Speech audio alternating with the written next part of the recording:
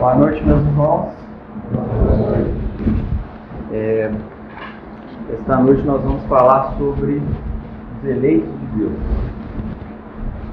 Bom, quando nós pensamos sobre a eleição de Deus, nós precisamos de pensar quais são os critérios que Deus usa para eleger o Filho amado para o reino que Ele tem. E nós temos várias formas de nós pensarmos qual é esse critério que é utilizado por Ele. Será que é o critério da simplicidade econômica, da simplicidade social? Ou será o oposto? Será que é o critério da opulência, do recurso financeiro que alguém tem, ou da saúde física?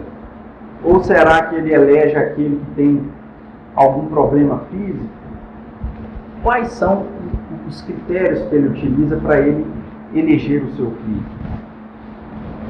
Será que, ao eleger o filho ou a filha, quando nós falamos filho, nós estamos falando no plural, mas será que ao falar, será que quando ele elege, o que acontece na vida desse filho ou dessa filha?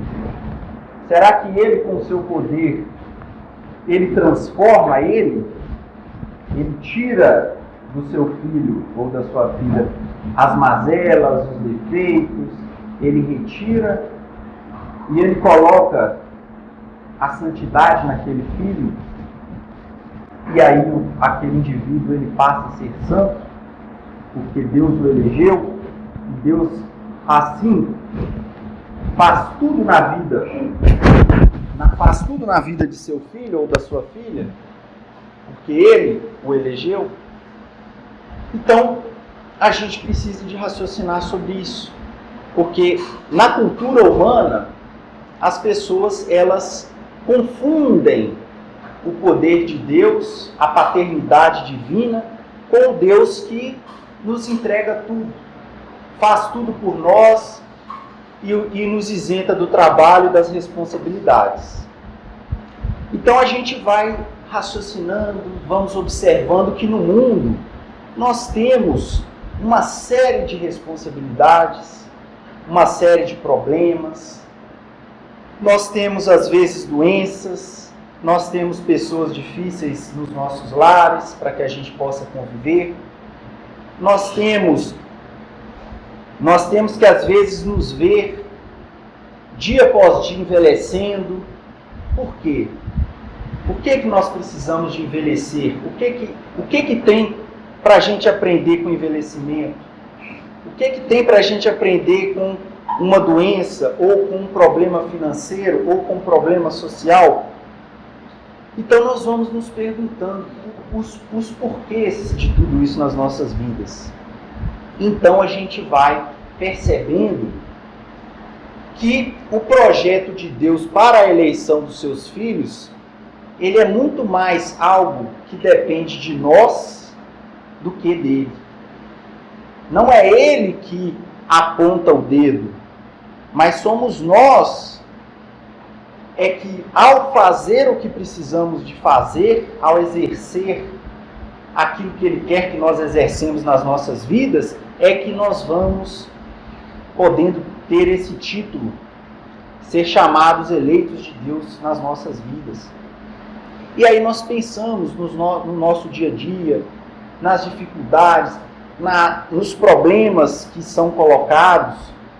A gente se lembra da parábola dos talentos, que é onde Deus ele dá um talento para um filho, dá 2 talentos para o outro filho, dá 5 para o outro. Então ali a gente tem um princípio, algo que está desigual. Aos nossos olhos tem uma desigualdade, mas para Deus não está olhando para o valor. Deus está olhando para aquilo que nós vamos fazer com aquilo que Ele colocou nas nossas mãos. E aí ele fala, você tinha 2 talentos, você multiplicou, você dobrou os talentos. O outro tinha 5 e dobrou, e aquele que tinha 1 não fez nada. E aí Deus então dá uma lição nesse filho, dizendo, até o pouco que lhe foi dado, lhe será tirado. Então a gente, aparentemente, parece injusto, porque aquele que já tinha muito foi parabenizado por Deus por ter multiplicado. Mas aquele que não tinha nada, não fez nada com o que tinha, e até o que tinha lhe foi tirado. E nós vamos pensando nas nossas vidas, nós vamos pensando em tudo que a biologia, vejam que interessante, como que a biologia ela nos dá uma lição. Quando nós usamos o nosso corpo, nós usamos o nosso braço, nós usamos as nossas pernas, o que tende a acontecer com os músculos? Eles tendem a se fortalecer. Porque à medida que vai sendo utilizado, vai se fortalecendo. Mas, o oposto, quando nós temos o recurso e não utilizamos, o que começa a acontecer? Começa a ter atrofia. Não é? A gente pensa lá nos astronautas que vão para o espaço, lá não tem a gravidade que tem na Terra. Quando eles voltam, eles estão cheios de problemas nos ossos, nos músculos, porque não tem o peso, eles estão na gravidade zero, e aí não é utilizado e depois volta cheio de problema, porque o corpo vai atrofiando. O nosso cérebro também, nós somos dotados de inúmeros recursos, as capacidades cognitivas que temos, de pensar, de resolver problemas, de enfrentar os problemas, de enfrentar os desafios com resiliência, e os médicos nos incentivam, façam exercício com a outra mão. Se você escova o dente com a mão direita, escova o dente com a mão esquerda, para você fortalecer o seu cérebro, para você usar áreas do seu cérebro que estão paradas. Aprenda um novo idioma, por quê? Aprendendo um novo idioma, você também vai utilizar o seu cérebro e vai fortalecer o seu cérebro. E a pessoa que às vezes não usa, que deixa o recurso parado, que deixa o talento parado, aquilo ali é a porta para doenças, para problemas degenerativos no sistema nervoso, enfim. Então, a biologia nos dá essa lição. É a mesma lição que Jesus, há 2000 anos atrás, ele já nos colocava. Olha, eu te dei um recurso, pode ser pouco, mas use.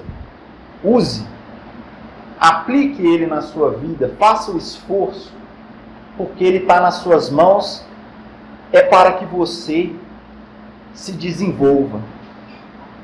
Então, o projeto de Deus para as nossas vidas é um projeto de desenvolvimento, de fortalecimento, de trabalho, de aprendizado.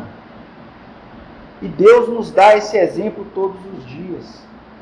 Não só o trabalho financeiro, não só o trabalho físico, mas o trabalho moral. Todos os dias nós acordamos e nós temos a oportunidade de exercer esses trabalhos com a nossa família, buscando a paciência, o equilíbrio. O Evangelho nos fortalece, nos ensina. Nós buscamos, Jesus ele fala, vinde a mim, vós que estáis cansados. Ele não diz assim, eu vou até você. Ele chama, você que está necessitado, venha. Como que nós podemos ir até Jesus? Nós vamos no Evangelho, nós vamos na palavra ter interesse de aprender, mas uma vez que nós aprendemos, é dado para nós a necessidade de aplicação nas nossas vidas. E os dias que nós temos, cada dia é uma nova oportunidade. Cada manhã que nós acordamos com saúde e abrimos os olhos e percebemos que podemos movimentar os nossos braços, que podemos falar, que podemos nos movimentar, é uma oportunidade que nós temos de ir em direção aos nossos objetivos, à transformação íntima que nós temos que exercer no nosso dia a dia. Então, o objetivo maior da doutrina espírita é levar a mensagem para as pessoas, dando para as pessoas a condição para que elas busquem, através das suas ações diárias, essa eleição por parte de Deus. Então o indivíduo ele vai se movimentando, ele vai se fortalecendo, e não é que Deus não vai colocar a mão e vai abençoar. Tem uma frase que diz assim: ajuda-te que o céu te ajudará. Por quê? Porque nós temos que dar esse primeiro passo. Nós, à medida que nós vamos fazendo a nossa parte, Deus ele vai abrindo as portas. Por quê? Porque ele olha para a gente e fala assim: meu filho aqui, ou a minha filha, ela está comprometida. Ela tem um interesse de se esforçar. Ela quer. Como que ela quer? Como que ela simboliza que ela tem um interesse? É pela ação. É pela atitude que nós tomamos. E aí o que acontece? Às vezes nós precisamos de fazer uma prova. O que nos compete fazer? Temos que estudar, temos que ler, temos que estar preparados para o dia.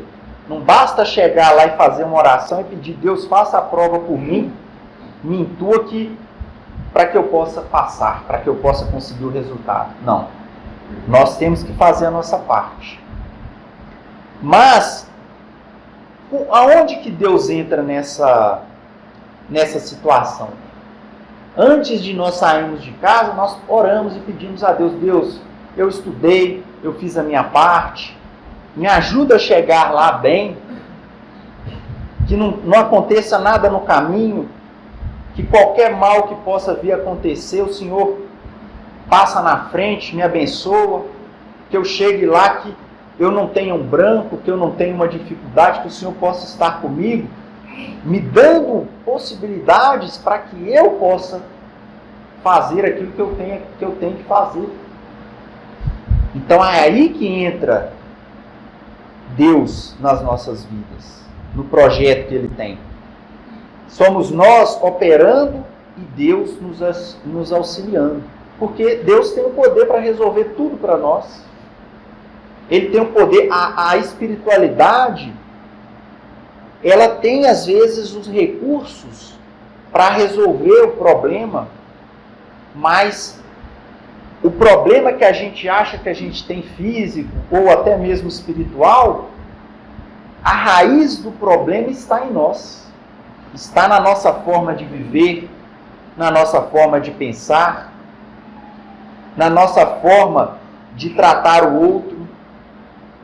E aí a gente vai perceber o quê? Que não adianta Deus resolver os nossos problemas, porque Jesus ele nos diz assim: eu vou tirar o demônio do corpo da pessoa. Tem aquela parábola, o demônio é tirado, mas se a pessoa não cuida, ele fala da casa, né? Mas é um simbolismo para o nosso íntimo. Então, o demônio foi expulso da casa, mas o dono da casa não cuidou da casa e voltaram 7 e ali fizeram morada. Ou seja, a situação piorou ainda mais. Por quê? Porque Deus ele chega para a gente e ele fala assim: olha, esse filho aqui está com esse problema, eu vou ajudar ele, eu vou tirar esse problema da vida dele, eu vou ver o que ele vai fazer a partir de então. Aí Deus vai lá e retira o problema através da espiritualidade, retira. Aí a pessoa continua fazendo tudo errado. E aí o que acontece? Não é? Saiu aquele problema, estava ali incomodando a pessoa, né? Aí o que Papai do Céu fala? Ah, esse problema aqui estava pouco para ele, porque ele não aprendeu nada com o problema.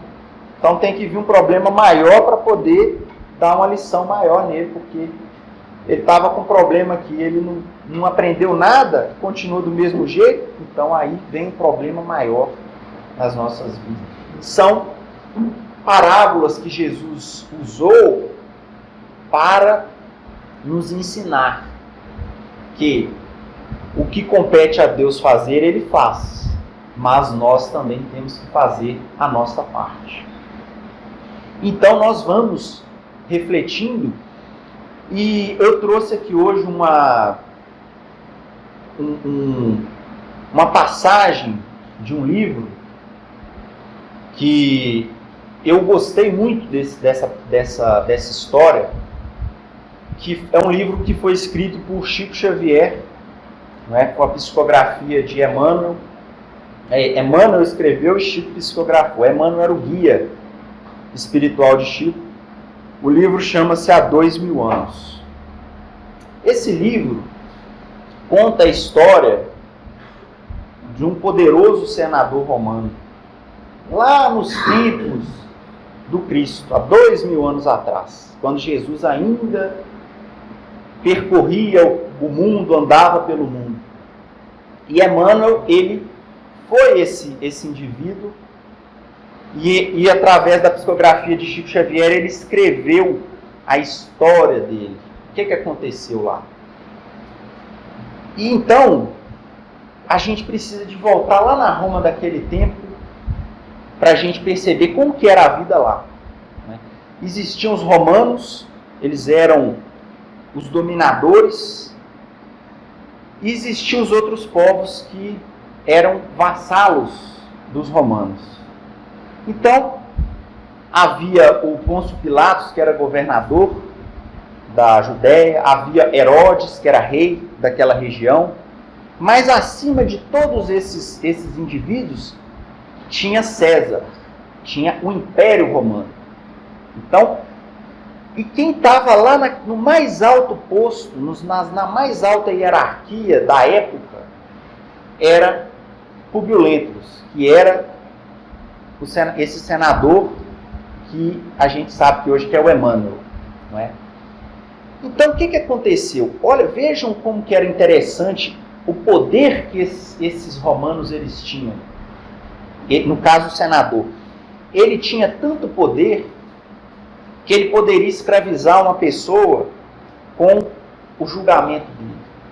Então, ele poderia determinar que aquela pessoa fosse morta, ele poderia determinar que aquela pessoa fosse escravizada, ele julgava, ele criava as leis, ele executava, ou seja, ele tinha plenos poderes. Olha como que era a concentração de poder em um único indivíduo. Então, o que aconteceu? Um belo dia, ele estava na carruagem, na liteira, se não me engano, e um desses indivíduos que era rebeldes, ele pegou uma pequena pedrinha e jogou contra essa liteira. E por azar desse jovem, essa pedrinha bateu no rosto da esposa desse poderoso senador, e era muito orgulhoso, muito egoísta. Então vocês já imaginam o que iria acontecer com este homem que teve essa ousadia de fazer isso. Então o senador desceu dessa liteira, o rosto da esposa saiu uma pequena gota de sangue, e ele determinou que esse homem fosse preso, esse jovem, determinou que fosse açoitado na frente dele, e depois que o açoite foi feito, os seus subalternos perguntaram o que deve ser feito com este homem, com esse jovem. Então aquele poderoso senador disse: a partir de hoje eu condeno a escravidão eterna, por causa de um pequeno erro, de um pequeno ato, a partir dali, o destino daquele jovem estaria traçado pelo resto da vida. Então, passado alguns dias, o pai daquele jovem foi até o gabinete desse senador rogar clemência para o seu filho. Ele é o único filho que eu tenho. Eu te rogo, liberte ele, eu vou cuidar dele, eu vou discipliná-lo, eu não vou deixar que isso se repita. Mas no seu orgulho, esse senador, ele disse assim: eu não discuto minhas determinações com um judeu, com uma pessoa que, na visão do romano, era inferior. Você não tem que me desacatar, você não tem que vir aqui eu não tenho que discutir isso com você. A minha ordem já está dada e o destino dele já está traçado. Então aí a gente percebe a índole dele. Mas esse senador, ele tinha sonhos. Ele sonhava com o seu passado espiritual. Ele se lembrava que numa vida anterior ele havia sido muito cruel com seus inimigos. Ele não sabia se aquilo era sonho ou se realmente tinha acontecido, mas ele se via torturando, determinando que os inimigos fossem torturados e até os olhos fossem arrancados. Tamanha a crueldade dele. E ele se lembrava disso, e ele se lembrou quando ele foi para o mundo espiritual, e lá no plano espiritual os inimigos o pegaram e, na busca de vingança, ele sofreu grandes torturas no plano espiritual. Então ele tinha esses pesadelos. E nesse sonho ele via uma legião de espíritos que dava para ele uma chance dele retornar ao mundo para tentar ter uma vida diferente, tentar fazer tudo diferente, tentar ser justo e bom. Então foi dado para ele, mas quando ele acordava, ele ficava na dúvida: será que isso realmente aconteceu? Ou será que é um sonho? Será que eu estou delirando? Então isso pesava na consciência dele. E ele, além disso, ele tinha uma filha que estava com sintomas de lepra. Então, além de todos os problemas, além de todas essas situações, isso também doía no coração dele. Então ele decidiu que ele iria sair de Roma e iria para Cafarnaum. Com a filha, com a família, era uma cidade tranquila, iria sair de Roma, daquela conturbada Roma, e iria ter ali uma vida tranquila, com a intenção de que a filha fosse melhorasse. A sua esposa era uma esposa muito boa, tinha um coração muito generoso, tinha muita fé, orava. E naqueles tempos andava por aquelas regiões o profeta de Nazaré, Jesus. Todos falavam sobre Jesus. E a esposa dele se encantou com aquele homem, com as palavras de perdão, de humildade. Mas o senador pensava: o que esse homem tem? Não tem nada. Né? É apenas as pessoas dizem que ele é profeta, mas ele não é profeta. São pessoas, né, são vassalos do império, eles são inferiores a nós romanos.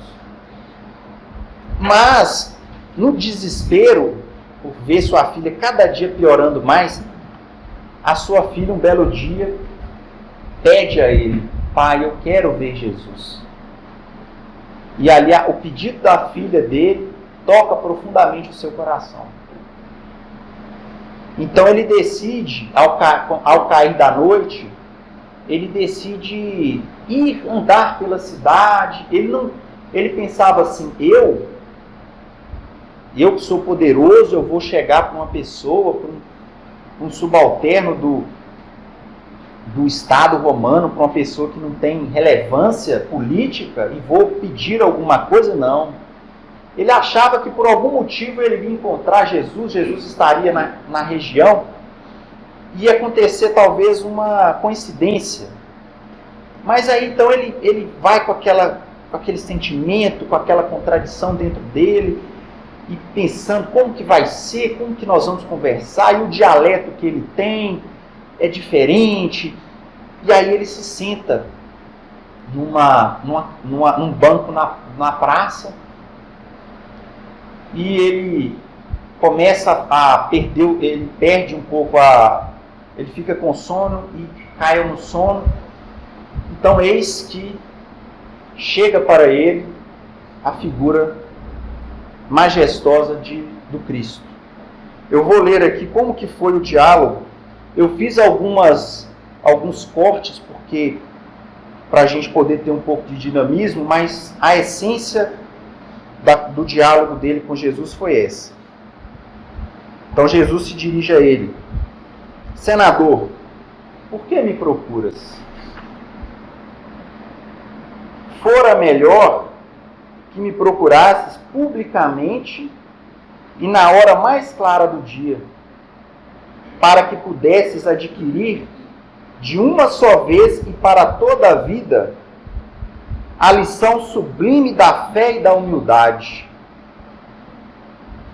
Não venho buscar o homem de estado superficial e orgulhoso, que só os séculos de sofrimento podem encaminhar ao regaço de meu Pai. Venho atender às súplicas de um coração desditoso e oprimido.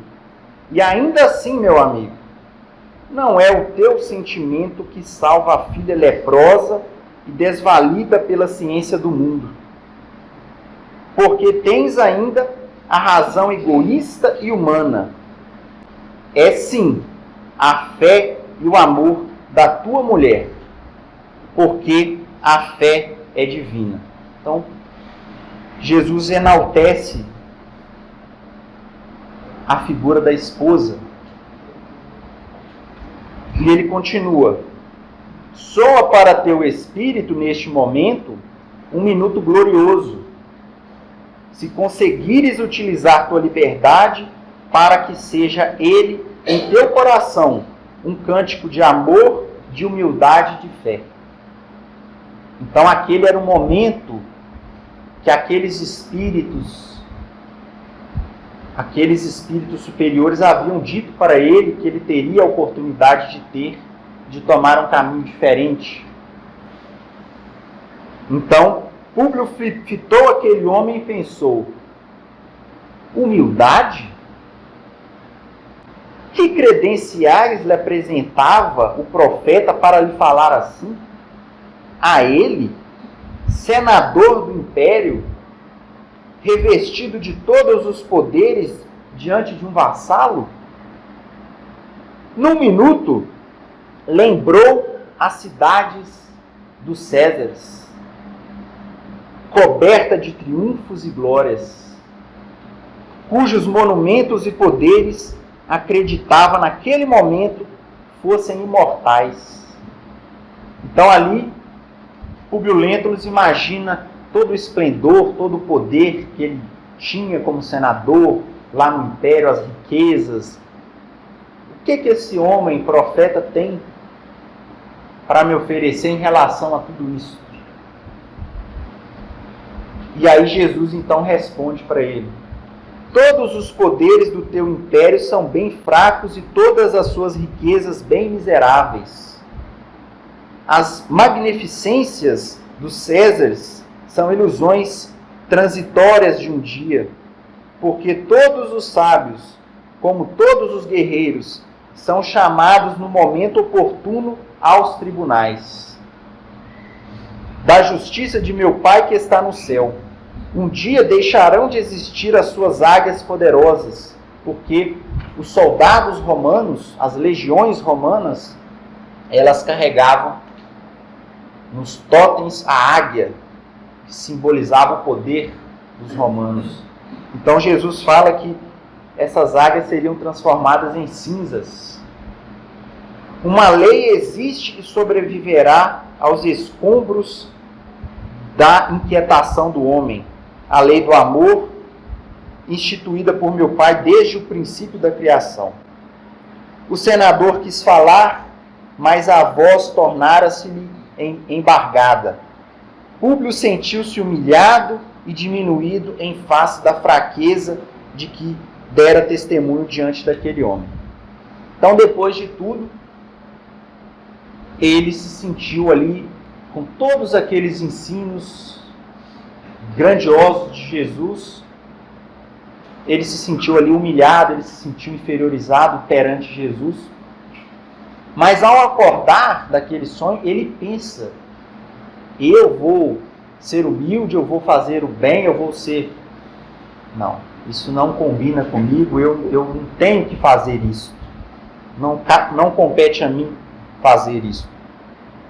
E ele volta para a casa dele, e a filha dele, ao chegar lá, ele percebe que a filha havia sido curada.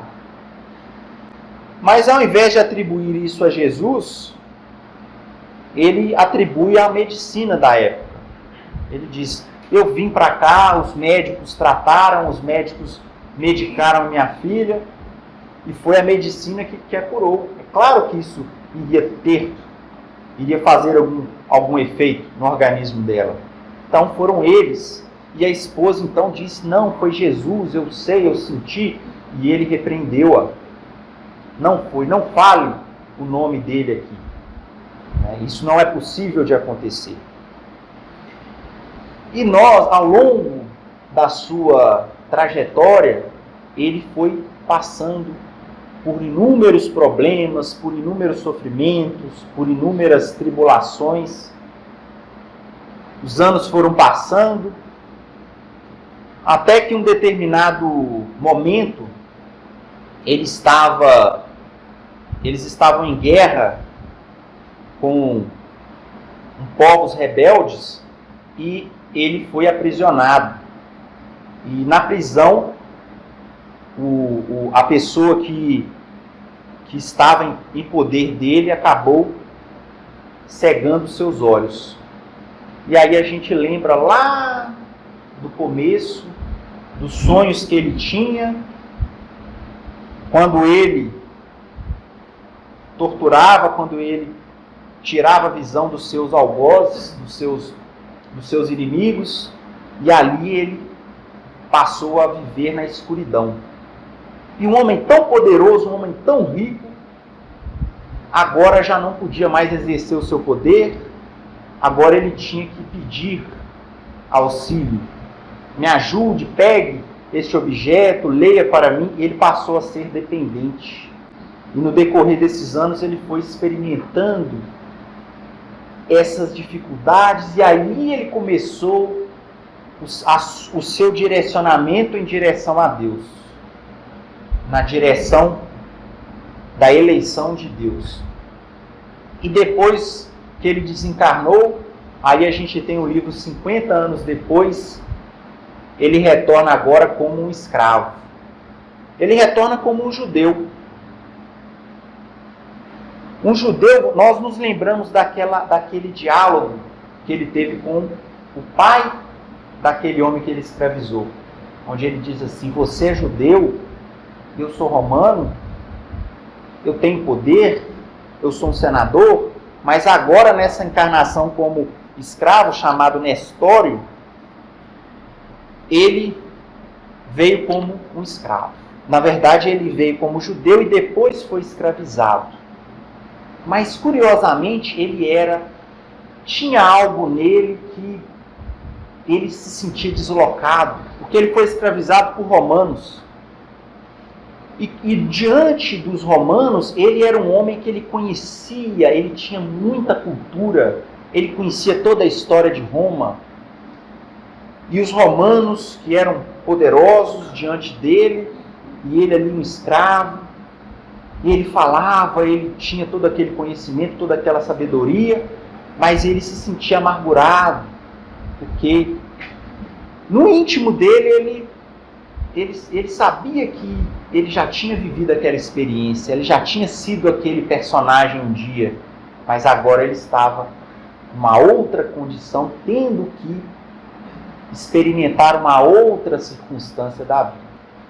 Então, nas nossas vidas, Deus ele nos dá essa possibilidade de uma hora nós estarmos no poder, outra hora nós estamos sofrendo a influência do poder.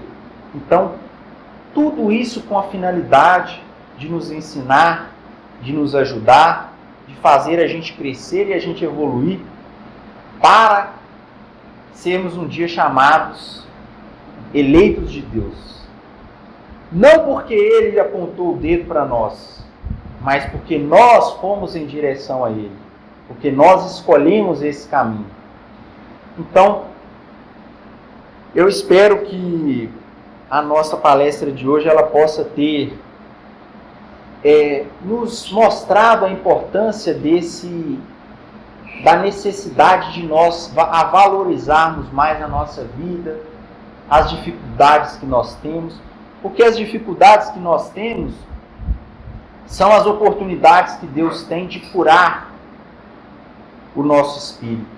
Porque Deus, Ele não se importa se o homem sofre, Ele se importa que o espírito seja feliz. Olha aí, que interessante. Porque o homem, ele perece, o homem morre, mas o espírito é eterno. Então, eu gostaria de agradecer a presença de todos, que nós possamos voltar para as nossas casas abençoados por Deus e que tudo aquilo que foi falado possa, de alguma forma, tocar os nossos corações para que a gente possa seguir em direção a Deus a cada dia.